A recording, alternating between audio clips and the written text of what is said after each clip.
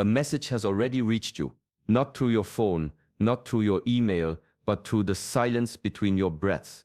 When life presses pause for just a moment, when something stirs inside you without explanation, that is not random, that is the universe knocking. Treat it as sacred. Shaolin teachings remind us that awareness itself is the gate. The moment you sense something arriving, you must stop, not in reaction, but in listening, because the difference between hearing the call and missing it could shape the path of your life. In this teaching, I will walk you through how to recognize that inner signal before it fades away. You will learn why discipline is not chains but freedom, why restrictions can open more doors than they close, and why silence can roar louder than words. I will share with you how the Shaolin path turns daily rituals into anchors that keep you from drifting when the message appears. We will explore the principle of no mind, where thoughts unclench and clarity reveals itself, and the way a beginner's heart can uncover wisdom hidden in plain sight. Few people know that in Shaolin training, the smallest gesture carries the weight of the teaching. A simple breath, a steady step, a hand raised with intention, each is a message waiting to be answered. These are not stories of the past, they are living instructions for the present moment. Stay with me until the end, because the very signal you are seeking may be revealed in the words you are about to hear. Do not let it slip away. Welcome to Shaolin Soulfire.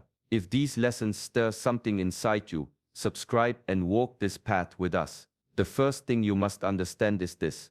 The mind is a restless animal. It wanders without asking, chasing noise, chasing shadows, chasing anything that promises escape. One moment it is in yesterday, replaying mistakes. The next it is in tomorrow, inventing problems that have not even arrived. And all the while, the present moment, the only place you truly exist, slips past unseen. When I was young in the temple, my master gave me a simple task. He told me to stand and watch a candle flame for 1 hour. I thought it was easy, yet within minutes, my attention ran away. I was not watching the flame, I was remembering the aches in my legs, thinking of food, listening for sounds outside. Only after many days did I begin to notice. It was not the flame that was difficult, it was my attention that was untrained. This is where self-mastery begins. Not with conquering mountains, not with endless hours of practice, but with the simple noticing of where your mind goes. When you catch it drifting, you guide it back, gently, like leading a child by the hand. Over time the mind learns to stay, and in that staying clarity appears. Most people live with their gaze scattered. News feeds pull them, notifications tug at them, unfinished tasks whisper in their ears. But Shaolin practice teaches the opposite, to draw the gaze inward, to center it on the breath, on the body, on the very moment unfolding now. This shift is not small, it is the turning point between being ruled by life and beginning to rule yourself. And so I tell you, before you seek to master the world, first ask, where has my attention gone? Discipline begins when the mind whispers, not today, and you still rise. The body may ache, the thoughts may resist, but the act of showing up again and again is what shapes the spirit. It is easy to follow the path when you feel inspired. The true test is whether you walk it when the fire inside has grown dim. In ancient temples, students woke long before the sun. The air was cold, the ground hard, the tasks repetitive. Many thought mastery was about power or skill, but the masters knew the strength was hidden in repetition. Every bow, every stance, every breath carried weight, because it was chosen, not skipped. Each act of discipline was a promise kept, and over time, those promises built a life of integrity. Consistency is more than habit. It is the quiet forging of the self. When you sit in meditation on the days your mind races, you are teaching patience. When you train though every muscle protests, you are carving resilience. When you answer the inner nudge instead of silencing it, you are honoring the voice of truth within. These acts may seem small in the moment, but they echo deeply. There is a saying among the old masters, the one who takes a single step every day will always surpass the one who waits for the perfect moment. The perfect moment never comes. What comes is the choice. Today now, to act with steadiness. That choice builds a foundation no storm can shake. So when resistance rises, do not see it as the enemy. See it as the doorway. To step through it is to prove. quietly and steadily, that you are becoming master of yourself. Within the temple walls, every hour had its place. Rising before dawn, cleaning the grounds, sitting in silence, training the body until sweat soaked the earth. To an outsider, it might seem rigid, even harsh. Yet within that structure, a strange freedom appeared. The mind, no longer chasing endless choices, grew still.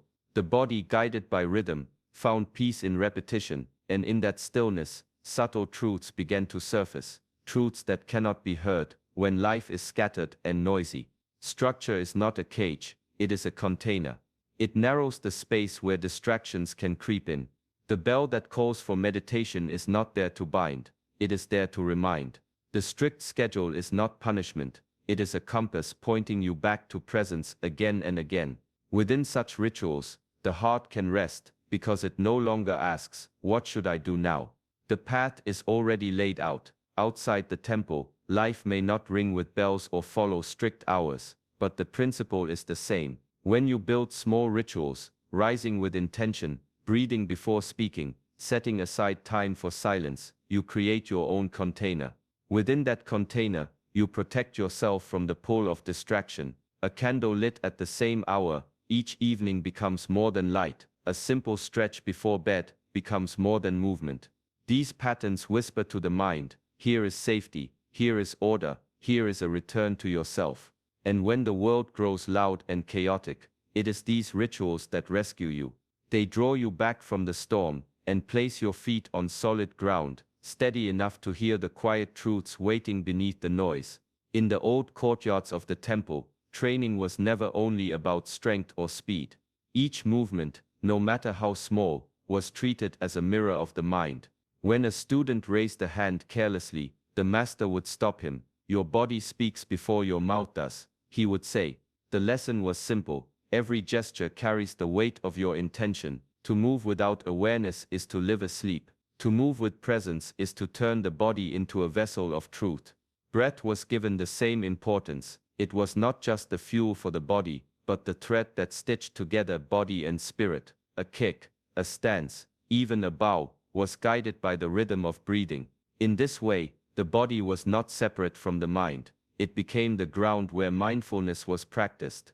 The repetition of forms was not mindless drilling, it was the carving of awareness into flesh and bone.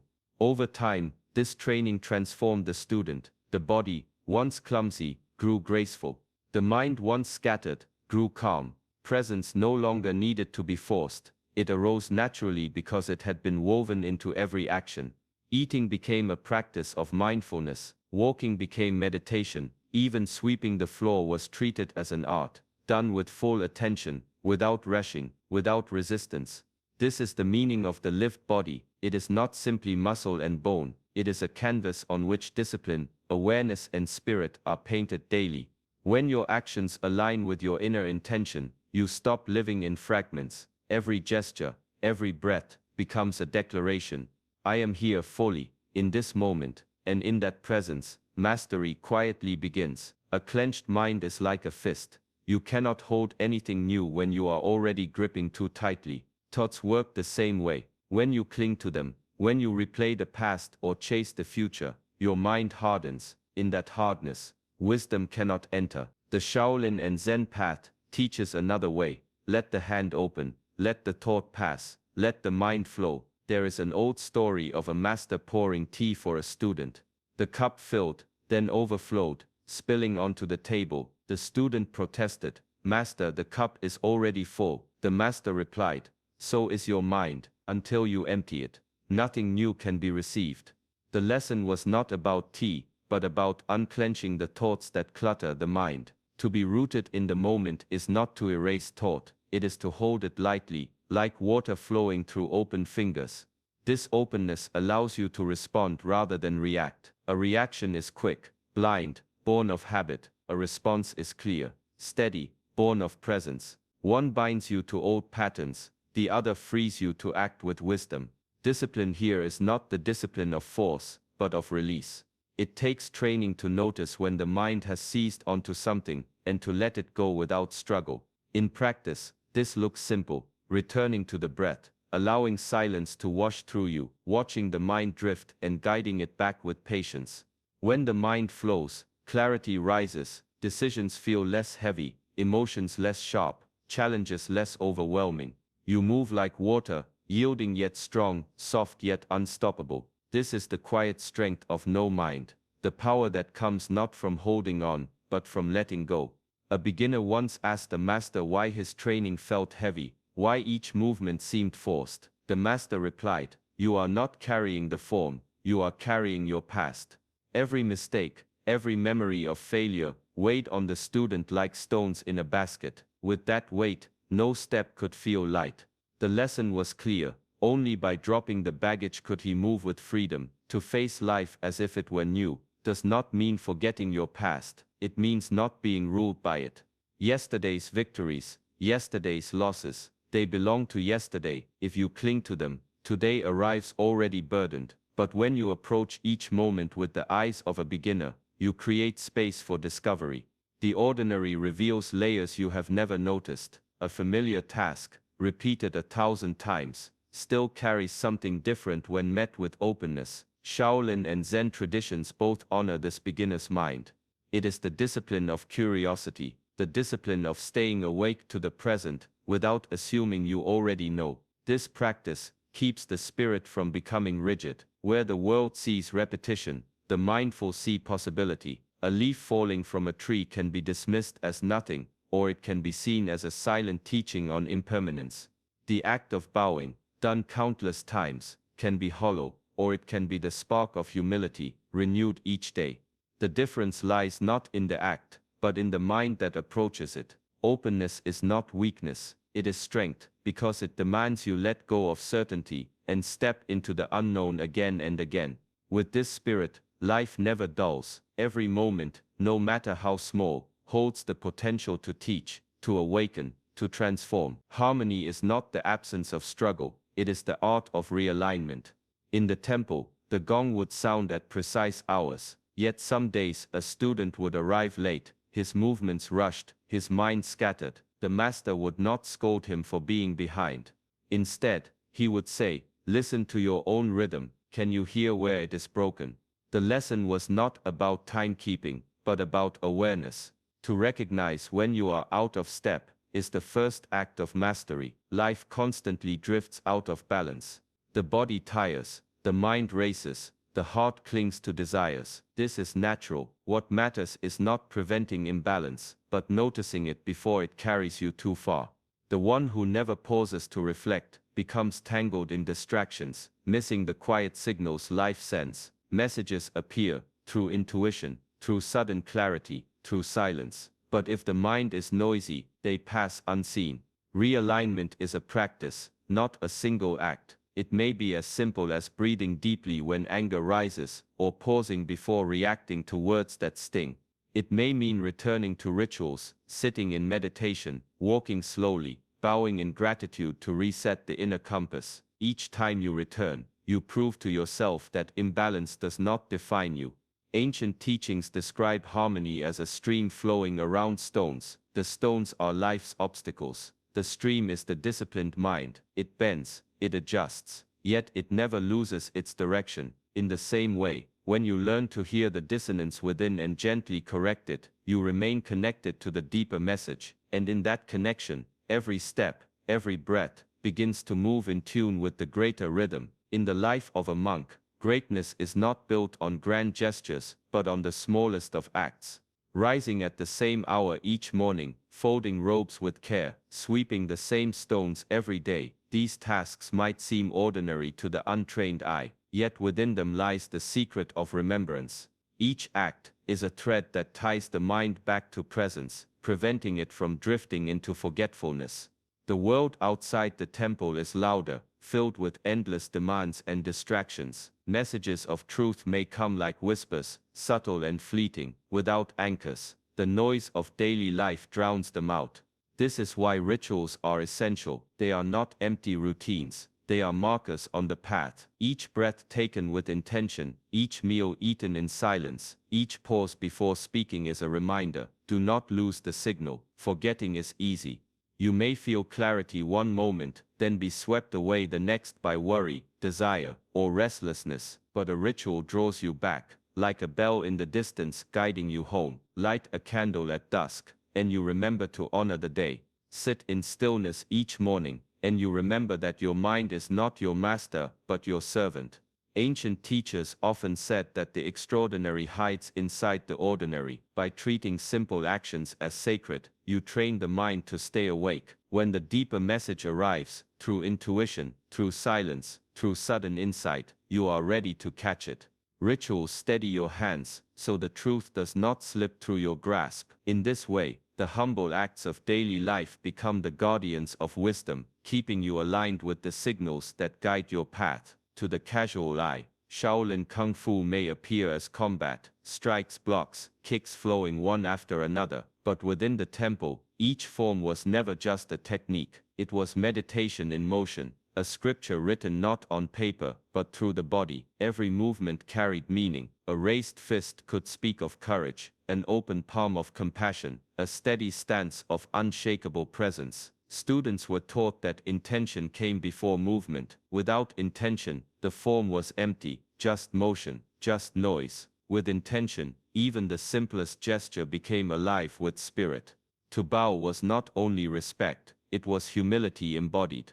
To hold still between strikes was not pause, it was patience, sharpened into discipline. In this way, the body itself became a sermon, teaching truths without a single word spoken. This is why training was never rushed. Repetition was not meant to perfect the outward form, but to carve depth into the inner one. 100 punches, thrown with a wandering mind, were nothing. One punch delivered with full awareness carried the weight of a lifetime of practice. Beyond the training ground, this principle extends into daily life. Walking through a doorway, speaking a single word, lifting a cup of tea, all are movements that can be hollow or sacred, depending on the heart that moves them. When action rises from clarity, it carries a silent power that others can feel, even if they cannot explain it. Thus, Kung Fu is not only about defending oneself, it is about expressing harmony through motion. Each step, each strike, each breath declares what you stand for. In the end, your life becomes your greatest form, and every action your living philosophy. The message is already here, not as a loud command, but as a quiet presence waiting to be noticed. Each breath, each step,